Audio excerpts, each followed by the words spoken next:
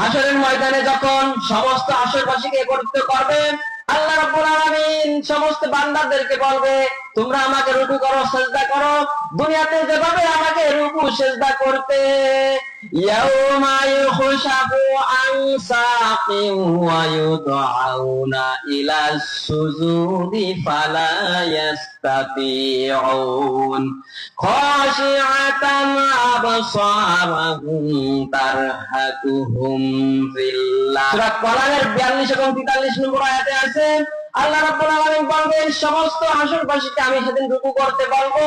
দুনিয়ায় যারা নিয়মিত নামাজি ছিল না, ওদের পিঠটাকে আমি কাঠের মতো শক্ত করে দেব, এর ফলে ওরা রুকু করতে পারবে না।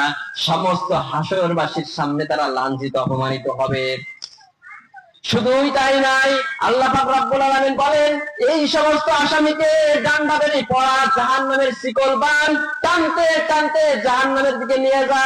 খুযুহু ফাগুল্লুহু সুম্মাল জাহিমা সাল্লু সুম্মা ফি সিলসিলাতিন যারউহা সাবউনা যিরাআন ফাসলুকু।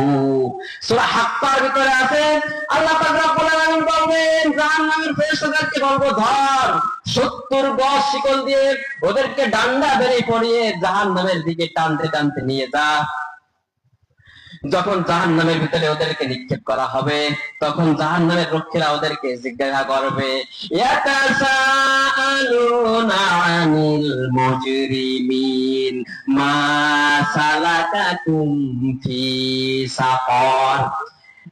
বেনামাজদেরকে শাস্তি দেওয়ার জন্য 7টা জাহান্নামের ভিতরে স্পেশাল একটা জাহান্নাম আল্লাহ তৈরি করে রেখেছে, সাকার নামক জাহান্নাম।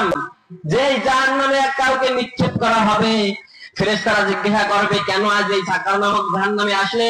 ওরা বলবে, ওয়ালাম নাকুম মিনাল মুসাল্লিন, দুনিয়াতে আমরা নামাজি ছিলাম না।